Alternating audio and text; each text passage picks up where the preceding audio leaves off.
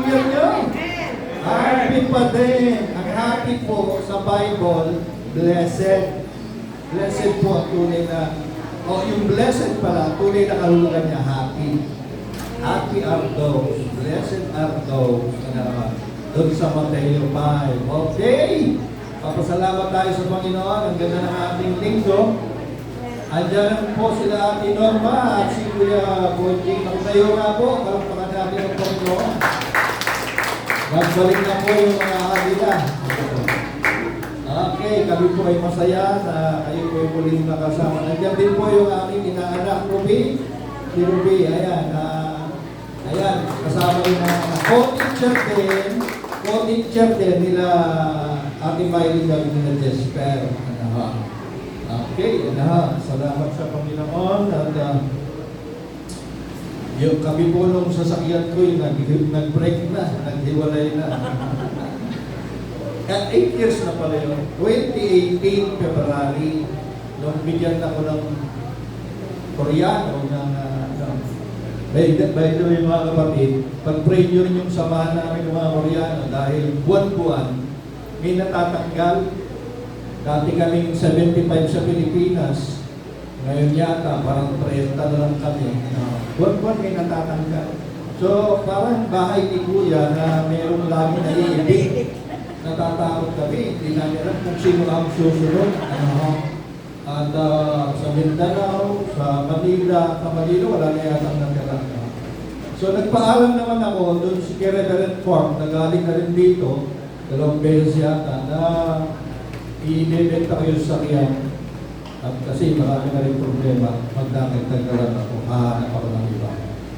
Kahapon mo ay kasama ko si Pastor Johnny, punta kami Subic, dala yung kanyang tanggiya tayo, yung kanya L300.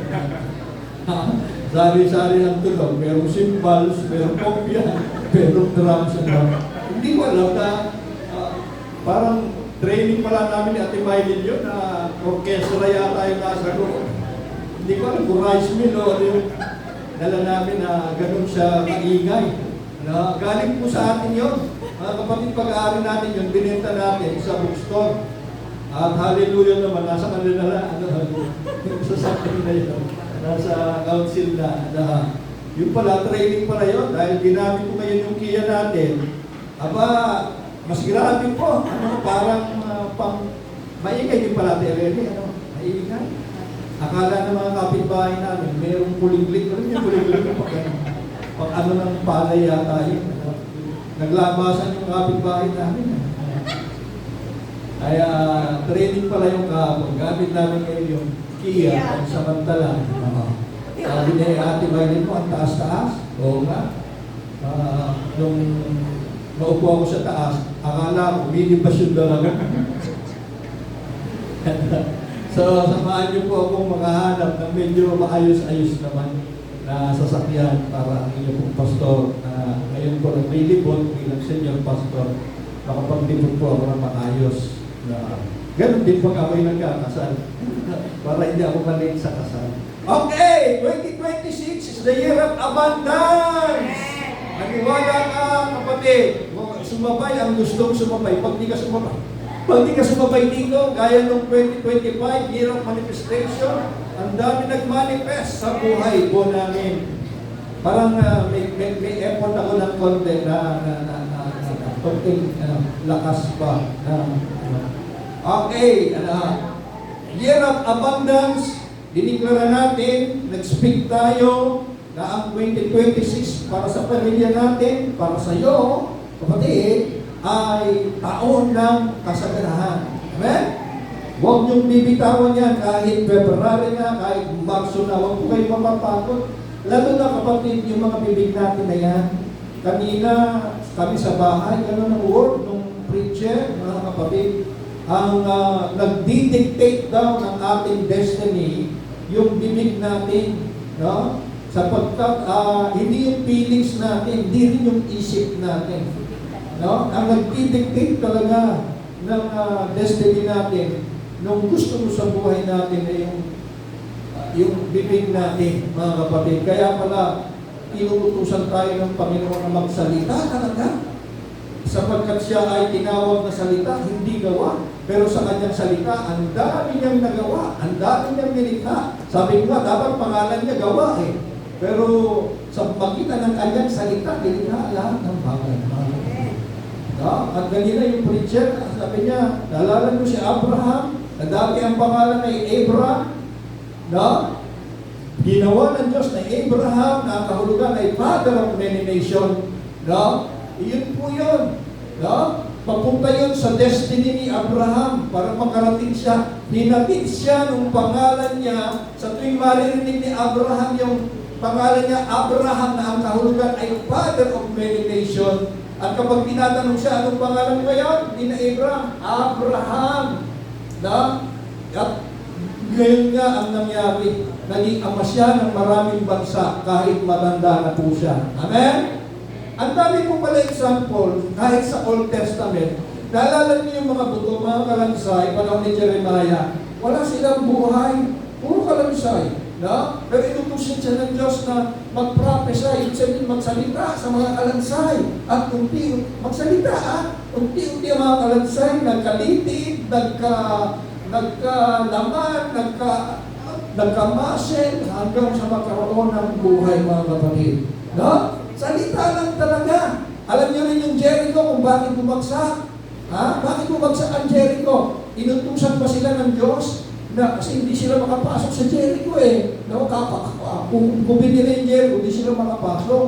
Inutusan sila ng Diyos, hindi magdala ng bulldozer, hindi magdala ng palakol ng maso, kundi sumigaw. Sumigaw. Ang wall of Jericho, buog na napakatibay, nagiba sa magitan lang ng sigaw. Nakakataka yun, mga kapatid, no? Kaya sa bibig talaga natin, nanggagaling yung ating destiny. Anong gusto mong mangyari sa buhay mo? Everyday, huwag kang magsawa, umaga pa lang.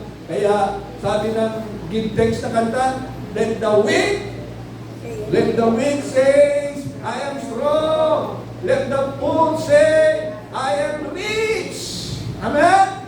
Kahit ano ang sinasabi ng pakiramdam mo, ng sitwasyon mo, ng isip mo, kontrahin mo ng bibig mo sapagkat may kapangyarihan ang salita. Amen? At huwag kayong magsasawa. Words create. Words are spirit and they are life.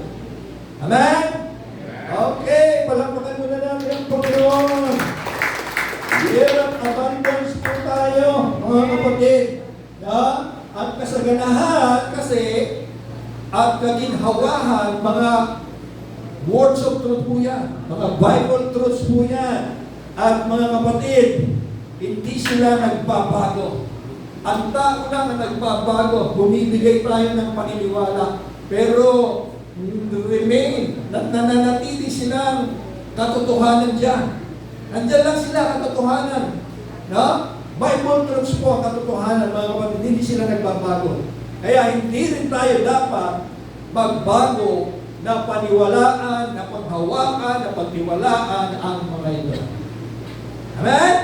Huwag kayong magbago. Consistency ang susi po. Para tayo ay makaranas ng kasaganaan. Again, konting review. Para sa mga wala nung Sunday. Ano sabi natin? Kung ang hari ay nasa iyo, nananahan sa iyo, nakatira, tama ba si Jesus? Ang ating hari, nananahan sa atin, ang kaharian niya, nananahan din sa atin. Hello? Ang kaharian niya, nananahan din sa atin. Huwag kayong pa-istorbo, no? Sa akin lang kayo tumingin. No? Sa mga tuwid, ano sabi natin sa mga tuwid? Ang kasaganaan ng kaharian ay nananahan din sa atin. Kung ang kaharian nasa iyo, lagi mong isipin sa kaharian ng Diyos na kung saan nandyan sa iyo, ang karugtong mo laging nilulugtong sa kaharian ng Diyos, walang kakapusan, walang karamdaman. Walang kinakapos sa kaharian ng Diyos. Walang nagkakasakit sa kaharian ng Diyos. Speak kahit baligtad sa sitwasyon mo, magsalita ka. Amen? Hallelujah. Napansin niyo ba, tuwing umaga, kung ikaw, kung unang lalabas sa bibig mo, pagkadilat lang yung mga mata, mga kapatid, kahit isa lang na nakadilat sa mata mo, unahin mo siyang pasalamatan. Very powerful po yun. No, huwag ka na munang mag-isip ng hihilingin o gagawin, mga kapatid, nakahiga ka pa lang, pagdilat ng iyong mga mata, sabihin mo sa kaagad, salamat Ama. Salamat Panginoon. Very powerful po yun. Gaya ng message natin ng Thanksgiving. Sa tuwing magpapasalamat si Jesus, may himala na nangyayari. Yung tinapay na kokonte, tinaas niya. Dumami. Si Lazarus na bulok na, pinasalamatan ng Diyos, lumabas, buhay. Yung patay, naging buhay. May power sa Thanksgiving kasi doon po, sinasabi na nasa iyo na. Nasa iyo na. Pag nagpapasalamat ka, di ba? Di ba tumanggap kayo ng biyaya? Salamat. Di ba? Oo. Sinasabi ng Diyos, sinasabi ng kasulatan, pag nagpapasalamat ka, inaangkin mo, nasa iyo na. Kaya powerful yun. Level up faith po yun. Mataas na level ng pananampalataya, yung gawin, magpasalamat ka, agad, pag-agising mo pa lang, tuwing umaga, thank you Lord! Nagising ako. Amen? Sapagkat, sabi ko, marami hindi na nagising. Thank you Lord! Sa bagong araw na ito, na puno-puno ng pagpapala at biyaya.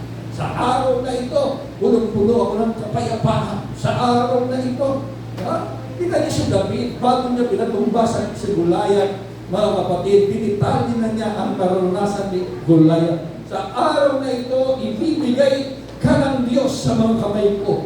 Hupugutan kita ng ulo. Di ba? Binitay niya, hindi pa nangyayari. Sinabi na niya, mga kapatid. Sapagkat ang mga ninuno natin noon pa, yung mga ancient people, ganun sila. Nag-speak sila ng destiny ng kanilang mga anak. Na? Remember Jacob or Isaac, no? Bago sila mamatay, nagpa-prophesy sila sa mga anak, ang anak mo ito ay yayaman, ang anak mo ito ay magiging pagpapala, marami siyang matutulungan, ang anak mo ito ay matalino. Ganun po sila, mga kapatid. Kaya hindi ako magdededicate ng bata ngayon, lagi kong sinisingit yun. Tigilan ang bata, kakasabing matigas ang ulo, tigilan ang bata, pasaway, ayun pala, mag-bless na kayo ng mga bata. Amen? Palakpakan natin ang Panginoon. So, si Jesus na hari, ano sabi natin, ay nasa akin. Nasa iyo ba? Ang kanyang kaharian ay nasa akin. Ang kanyang kasaganaan ay nasa akin din. No? Madali lang yung logic. No? Ang tagal na namin sinasabi, tanggapin mo si Jesus, tanggapin mo si tinanggap ko na. O nasa si Jesus, nasa akin. Pero yun na. Pero hindi natin alam, kasama ni Jesus, yung kanyang kingdom, yung kanyang kaharian. Amen? Kaya nung si Jesus ay nabubuhay pa naman, nung pinangarap ng 3.5 years, mga kapatid, dala ang kaharian, walang kakapusan. Ha? Walang makain, meron. Walang huli, meron. Wala kang palangan, bibigyan kita ng palangan. Wala kang paningin, meron kang paningin. Wala kang pandinig, bibigyan kita ng pandinig. Ha? Kasi sa kaharian ni Jesus, hindi uso ang sakit, hindi uso ang katapusan. Amen? At yan ang realidad ngayon sa buhay mo. Yan ang truth, mga kapatid. No? So ang kanyang kasaganaan, nasa iyo din. No? Mga kapatid, kapag sinabing pinag-aharian ka, kapag sinabing pinag-aharian ka, sakop ka. Parang ano yan eh? Yung kingdom principle ba? Sakop ka, saklaw ang buong buhay mo. Ha? Walang natitirang space o lugar na ang Diyos wala doon. O anong area ba ng buhay mo? No? Ang buong ikaw ay pinupuno ng kanyang presensya. Kuha niyo ba? Walang lugar, walang buwan na hindi nawala ang Diyos doon, mga kapatid. Kaya, ano talaga ang usapin talaga, ang susi talaga awakening. Yung magising ang kamalayan mo umaga pa lang, na ikaw ay napupuno ng Diyos. No? para sa iyong paglabas ng pinto, magsimulang magtrabaho sa maghapon, ano man ang gagawin mo, wow, may linaw ang lahat. May linaw ang lahat, mga kapatid. Hallelujah. Kaya ang susi po ay magpasako. After Thanksgiving sa umaga, Panginoon, salamat, ginising mo ako ang araw na ito. Ipasakot natin lahat. Pinapasakot ko ang aking puso sa iyo sa maghapon na ito, ang aking puso, lalo na yung aking ibig, ang aking isipan, pinapasakot ko sa iyo sa buong maghapon. Amen ba yan? Ang kapatid? Tinuturuan tayo ng mga ngayon na tuklasan para mapahinga ka talaga at makatulog. Kausapin mo yung sa gabi nakahiga ka na. Kausapin mo daw yung bawat parte ng katawan mo na mag-relax. Hilay ko, magsimula ka sa hilay. Hilay ko, pinagawa ko sa amin ko sa Cavite naman, retreat. Hilay ko, napagod ka kanina sa kakakinta, magpahinga ka ngayong umaga na ito. Mata ko, napagod ka sa computer, magpahinga ka. Ilong ko, napakabago sa pinuntahan mo, magpahinga ka. Bibig ko, napakarami mong kinain, 3 ipolyokin ang pinuntahan mo, magpahinga ka. Ganun pala yun, no? Pinakausap mo yung mga organ mo hanggang makarating ka sa talampakan mo na magpahinga ka. Magpahinga, relax, relax. Hindi mo alam, nakakatulog ka na. Amen? Kasi ang tagal-tagal. Iisa-isahin mo pa yung mga piligmata at makakatulog ka na talaga. Hallelujah. So, sabi ng Panginoon, yung ating year verse, I came that they may have life. Ano ibig sabihin ng and have it in abundance? To full, to the full, till it overflows. No? Hanggang sa ikaw, ang klase ng buhay na nasa atin na ngayon ay punuin ka muna. Pagkatapos, anong sabi natin? Paapawin ka. Punuin ka muna. Hindi ka naman aapaw kung hindi ka punuin. Tama po ba? Hindi ka aapaw kung hindi ka puno. Kaya yung sinabi ng Diyos na buhay at kasaganaan, sobra-sobra. Tandaan nyo, ang Diyos laging sobra magbigay. Laging sobra. Wala akong nakita sa Bible na binigyan ng Diyos ng sapat. Kaya manalangin ng sapat lang, kapatid, katakutan po yun. Nanalangin para sa iyo lang, para sa pamilya mo lang, katakutan po yun. Ulitin ko, ihingi mo lahat ng mga taong nasa paligid mo. Lakihan mo ang hingi mo kasi malaki ang Diyos mo. Amen? Hallelujah. So 2026, ito na yung title natin. Yung lagay pa lang yung introduction lang yun, mga kapatid. 2026 is the year of abundance. Ano karutang? With a purpose. Bakit tayo paaapawin ng Diyos? Bakit tayo pupunin ng Diyos? Ang simpleng sagot, lahat gusto ng Diyos maging blessing. Di ba? Lahat gusto ng Diyos maging blessing. Kaya ka binibless para maging blessing. Lahat yun. Lahat yun. Lahat yun ang destiny natin. Lahat tayo yun ang destiny natin. Sapagkat ang Diyos na punong-puno ng biyaya ay naging pagpapala. Amen? Amen? Ha? At tayong lahat nilikha sa wangis ng Diyos na punong-puno ng pagpapala at naging pagpapala. Amen? So, abundance with a purpose. Ito na verse natin. Ready na tayo? Ganda nito. Isa sa paborito ko. Ang kilin nyo sa 2026 kong verse na ito. Kung maaari, paprint nyo, patarpulin nyo, ilagay nyo sa pinto nyo, at sa gate nyo. Lalagyan ng mga bulaklak sa tama na yung verse.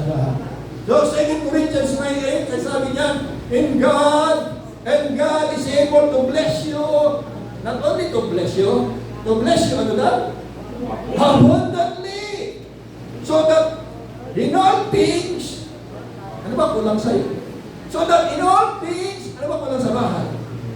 Ano ba ang hinahanap mo? Ano ba hinilin mo? So that in all things, at all times, ganun ba nakahabag na nanalangin? Na? At all times, having all that you need, you will abound in every good work. Amen? Abundance with a purpose. Kaya ka pala pinupuno ng Diyos, binibless o pupunuin pa, i-bless pa, mga kapatid, ng sagana para sumagana ka din sa andaw. Sa andaw? May kausap ba ako? No? In every good work, sumagana rin tayo. Madalas tayo kagad ang nagsasabi, paano ba ako makakagawa ng good work, Pastor? Kami lang. Hindi makakain ng 3 beses maghapon at palaging gano'n lang ulam. Mga kapatid, isip po tayo. Hindi po ako basta nangangaral dito.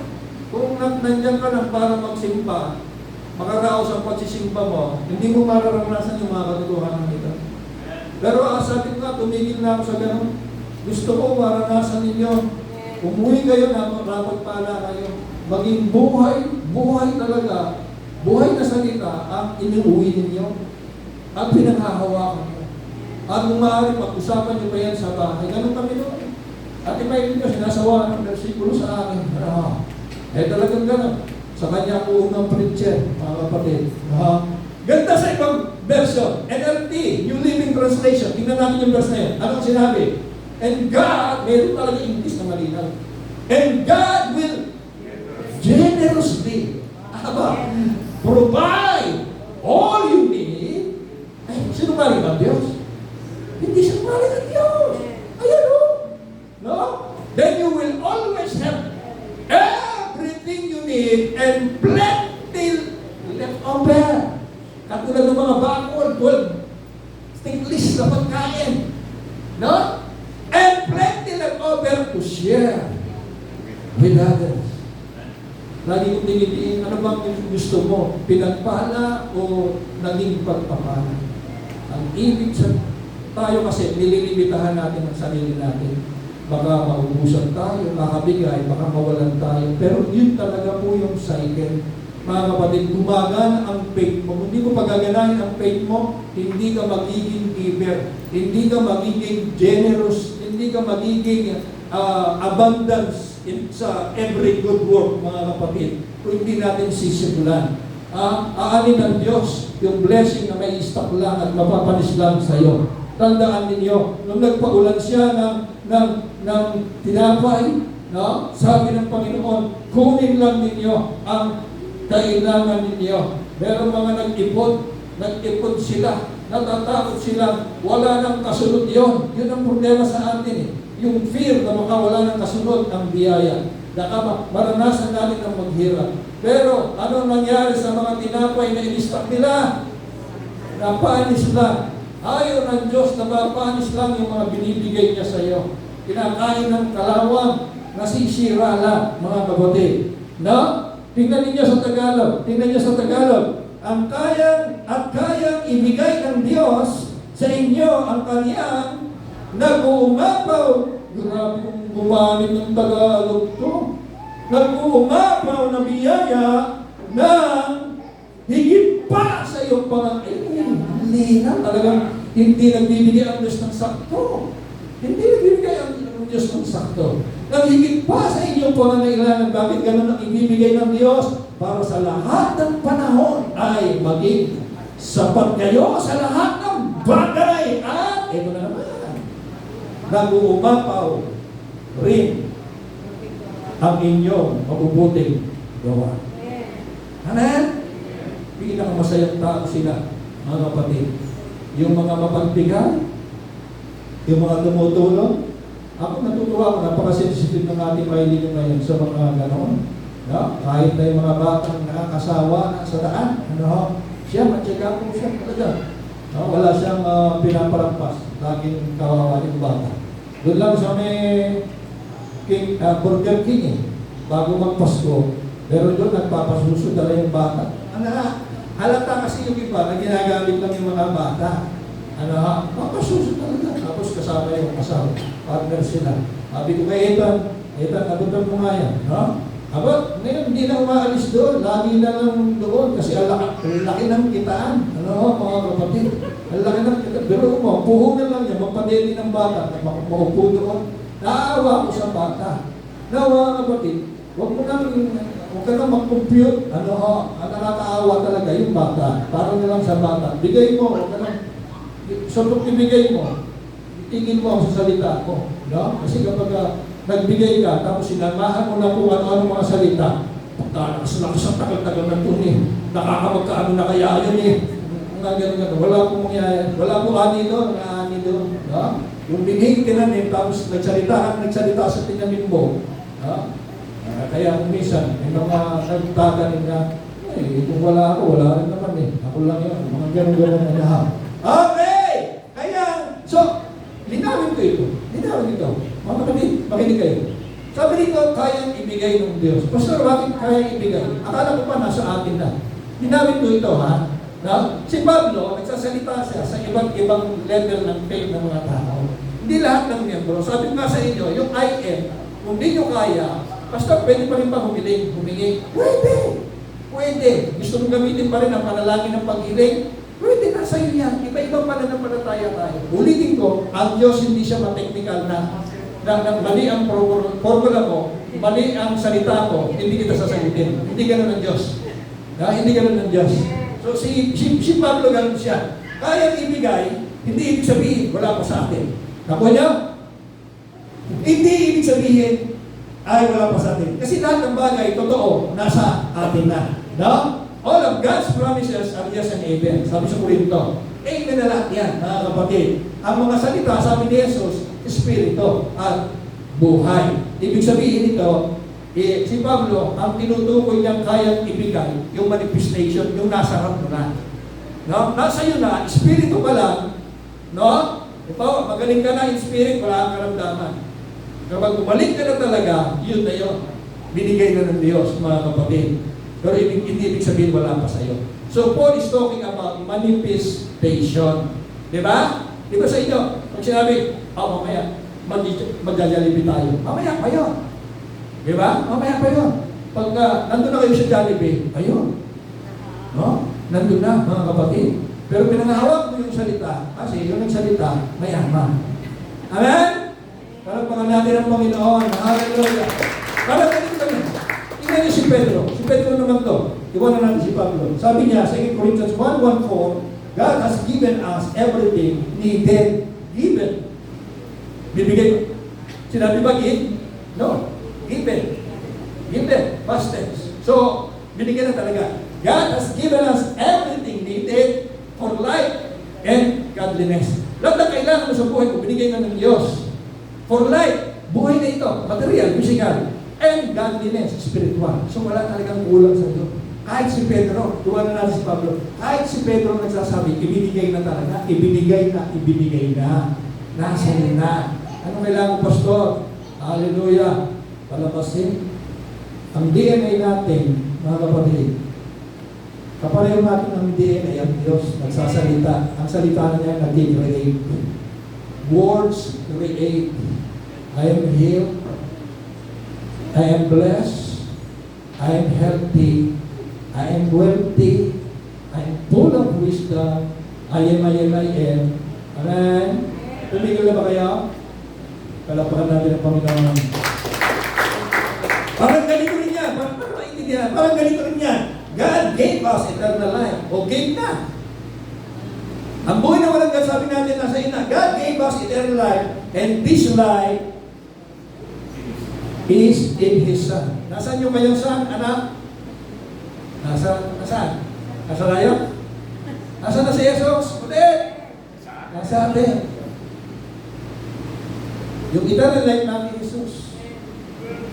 And God gave us eternal life. And this life is in His Son. E nasaan ang Son? Therefore, eternal life is in you. Na? Himay-himay ko to para maging puntos na maikli lang. 2 Corinthians 9:8, number 1 natin, and God is able to bless you abundantly. Not only to bless you, not only to bless you, kundi abundantly. Ina-number 2 natin, so that in all things. Number 2 natin, at all times. Yan palang mensahe na. For yung purpose. Having all that you need, you will abound in every good work. Himay-himay natin. Unahin na, number 1, mga kapatid. And God is able to bless you abundantly. Kapag ang Diyos nag-bless, abundant. Perissos sa Greek. Perissos. Paborito ni Alvin yata ng perissos. Agosos lang. Hallelujah. Ano gusto nyo? Lechon o sauce? Spaghetti sauce. Spaghetti. Para may mga spaghetti pa kayo sa restaurant.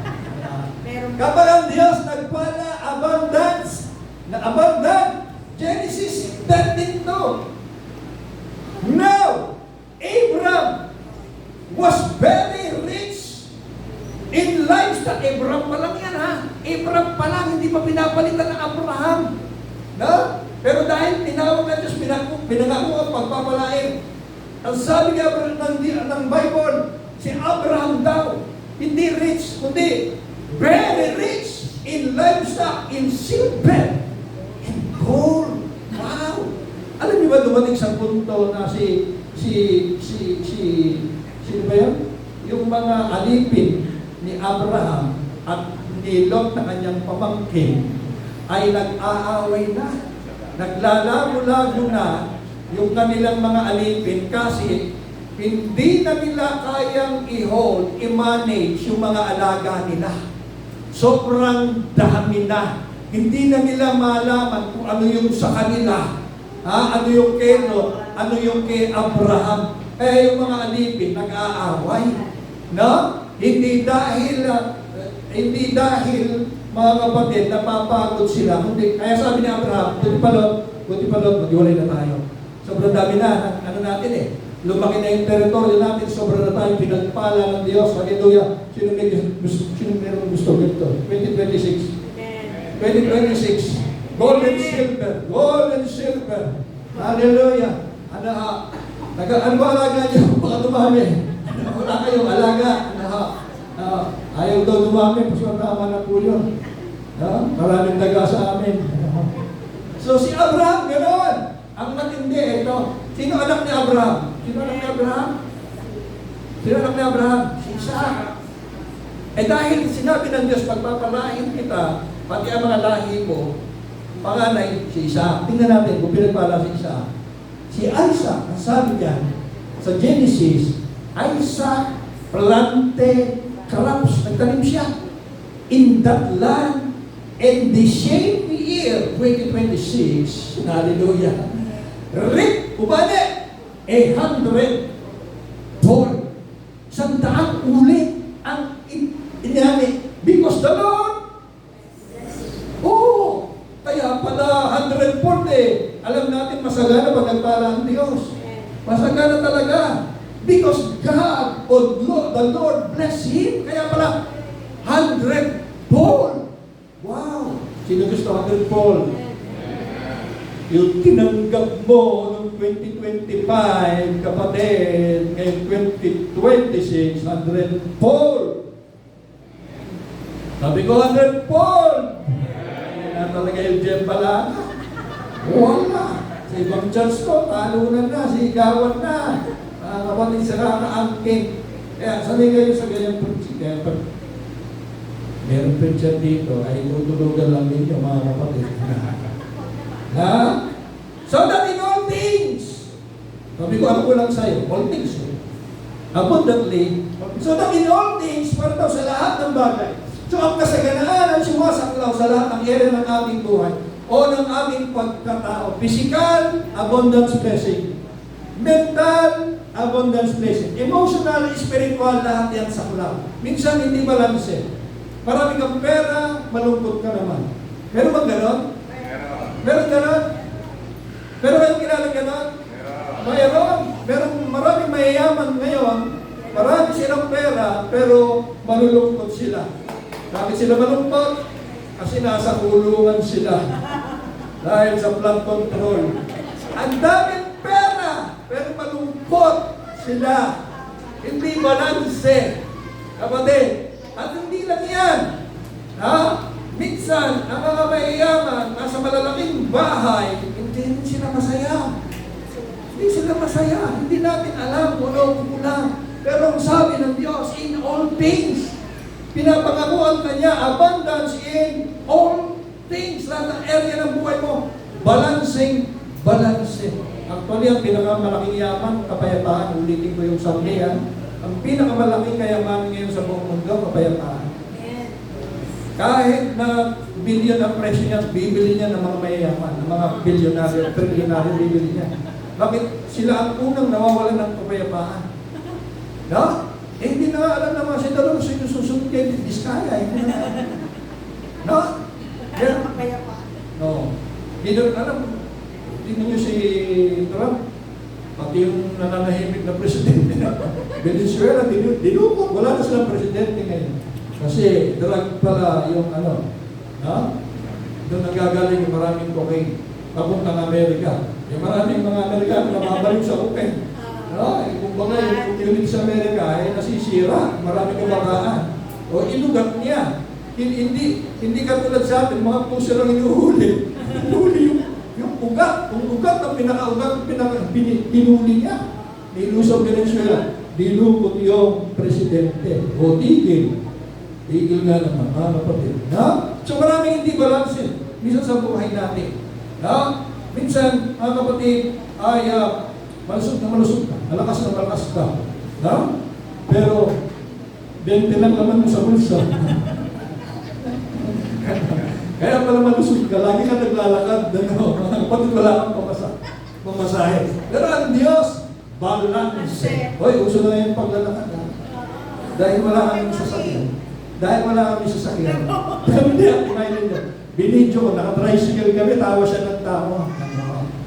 Nasa loob kami. Biyahin pila, hanggang doon lang. Diba? Pupunta kami sa susi. Wala yung nalalangaran natin. Nahiya daw siya. Ano nahiya? Uso naglalakad ngayon. Hindi na dami naglalakad. Ito daw ang inireso na marami naglalakad. Di ba sa 4 lanes? Kung saan-saan. No? Yung mga mamaliki ngayon na naglalakad na lang. Kasi napatunayan, bumabalik na tayo sa dati ngayon para malakas yung katawan natin. Maging balanse. Amen? Hallelujah! Palakpakan natin ng Panginoon. No? Ang pangako, ulitin ko, abundance in all things. Pangatlo na tayo, mabilis na. Hanggang 4 lang. At all times. So, in all things, at all times. So, ano ibig sabihin ng at all times? Sa lahat ng panahon. Ang abundant blessing ay hindi nakadepende sa kalagayan ng bansa. Ha? May nabasa ka halimbawa, ang Pilipinas ay pinakaganyong pang-10 mahirap o kaya krisis ngayon, mataas sa inflation, kahit hindi nakadepende sa balita, hindi nakadepende sa ekonomiya ng bansa, ang blessing of abundance ng Panginoon, kundi nakadepende ito sa Kanya. Amen? Hindi nakadepende kung anong panahon.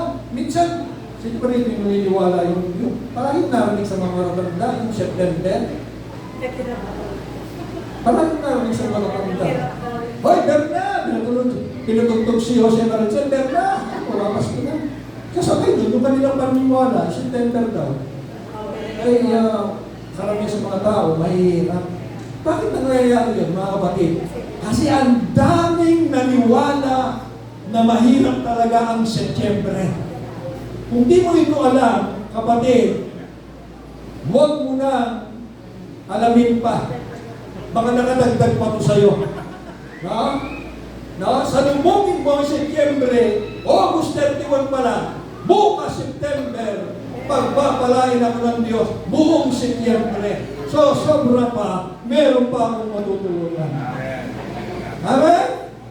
Kasi ang blessing ako, hindi at all times. Blessing in abundance at all times, except September. Wala kong ganon. At all times, at all times. Amen? Hindi rin nakadepende sa'yo.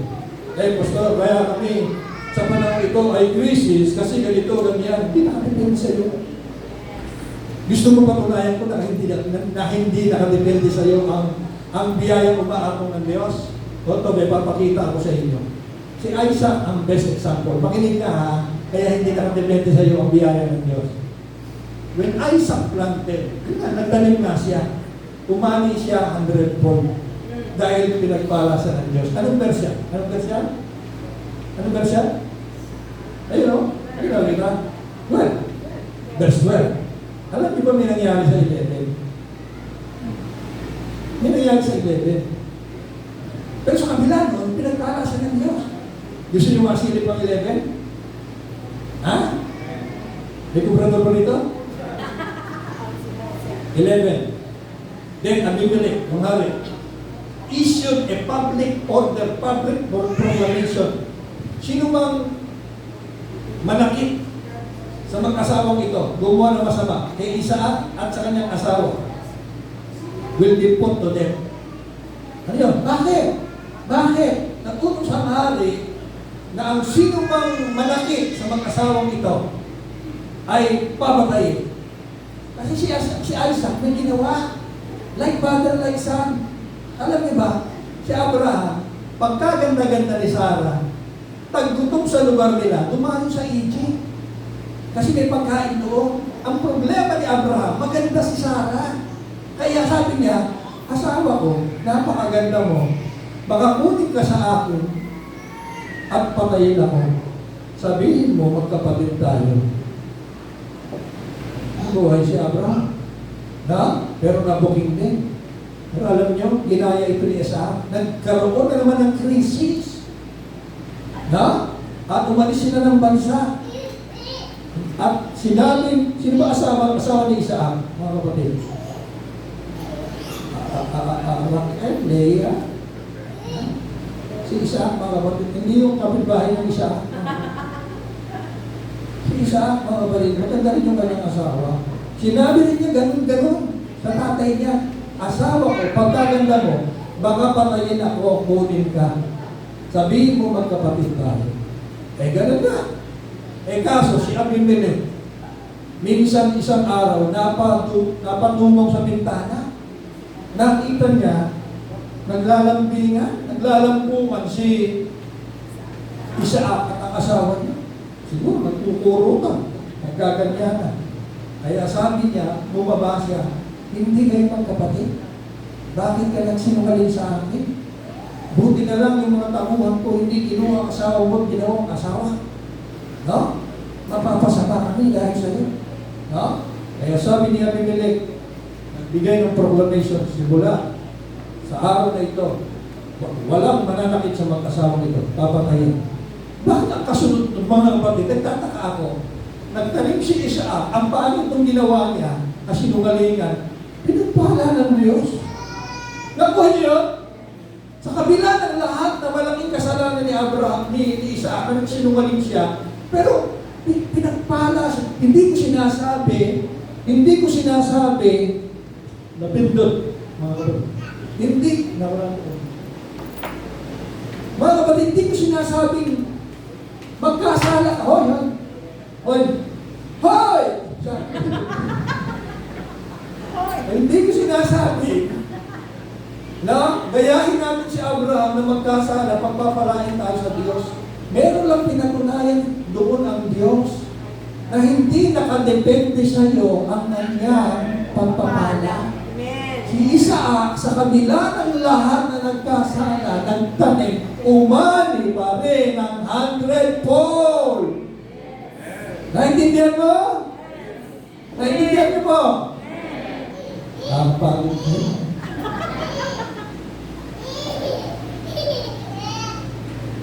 Ito na, tatapos na tayo ng garbo.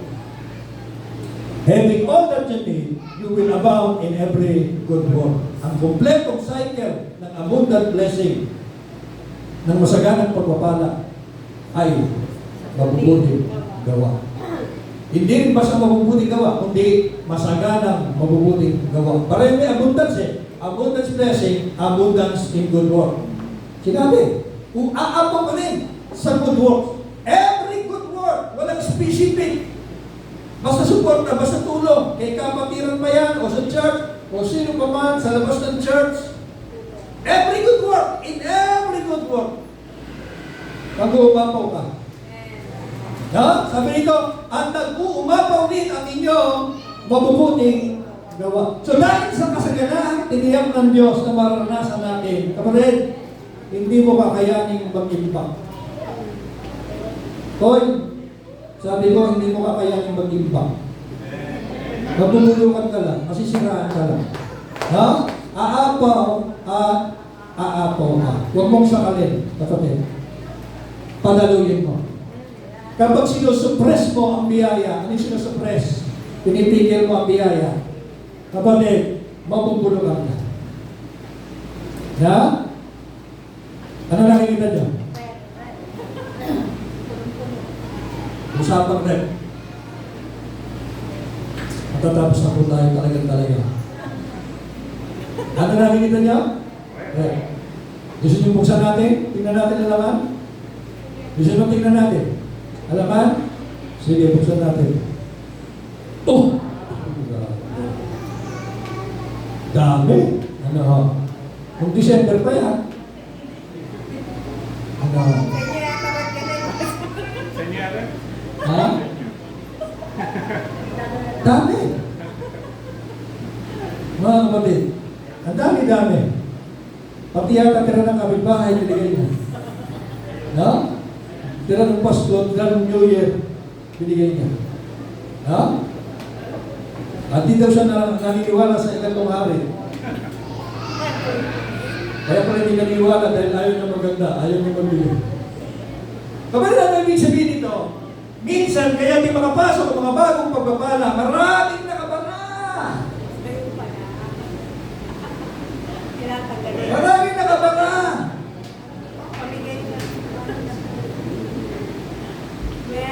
Amen.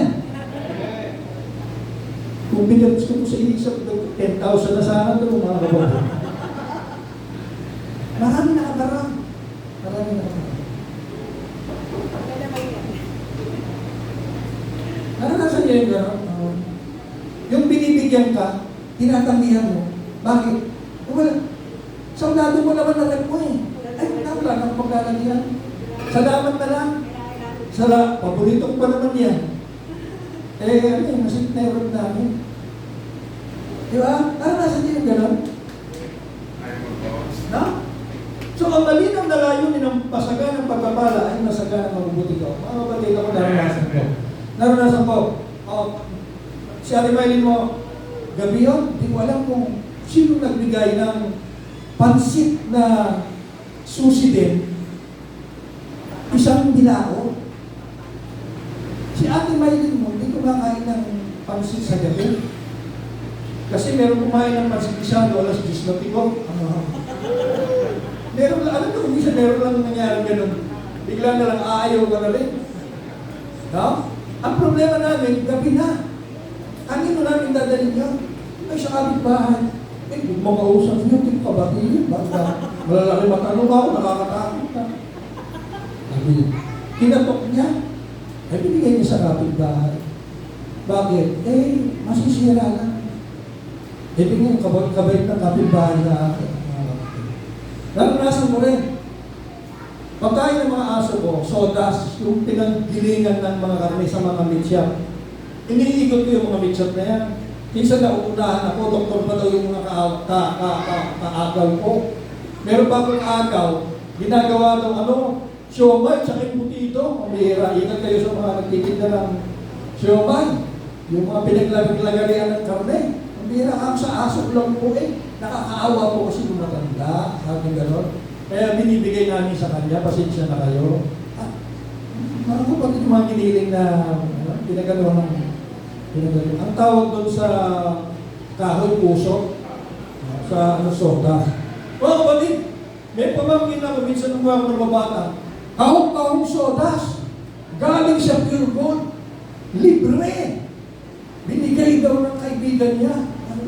Isinakay ko sa sasakyan, kahong sodas.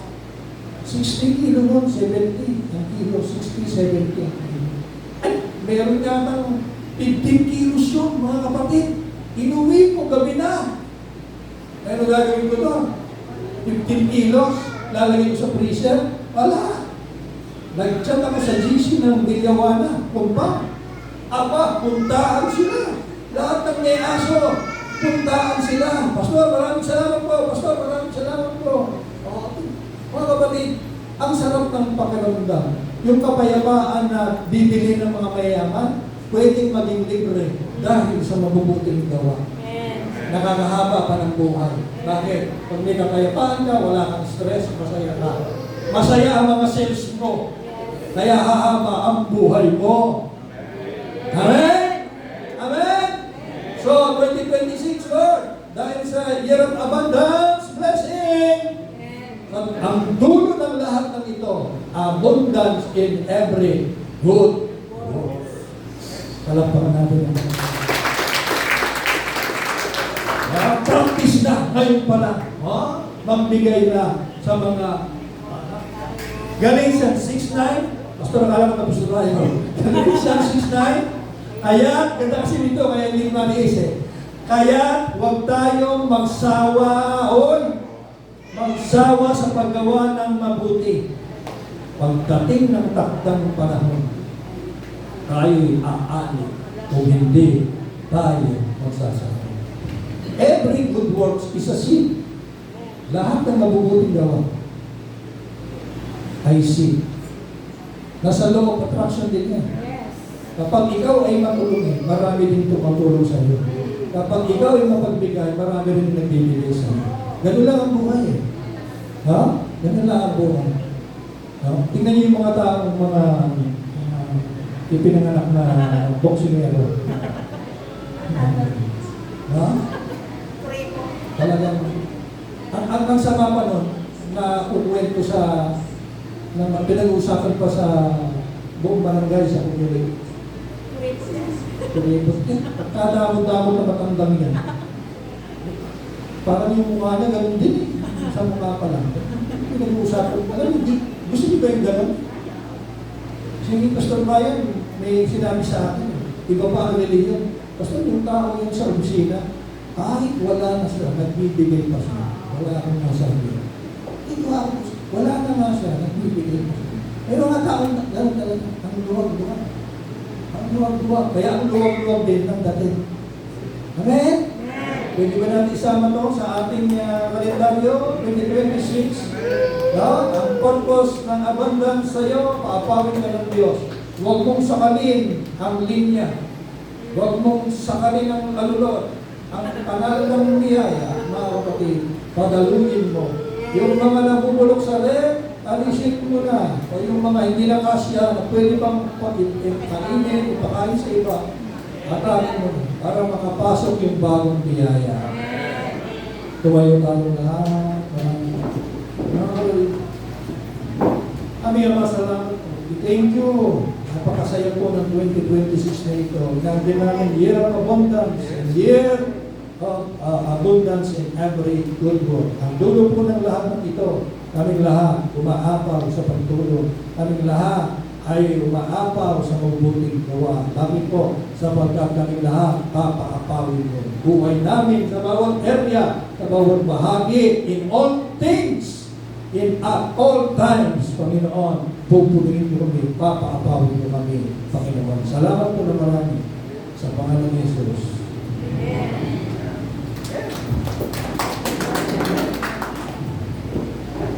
Praise God. Napakabuti ng Diyos. Amen?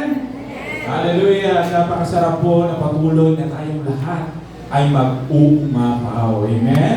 Dahil tayo ay blessed. Amen po? At patuloy mo nga po kanina habang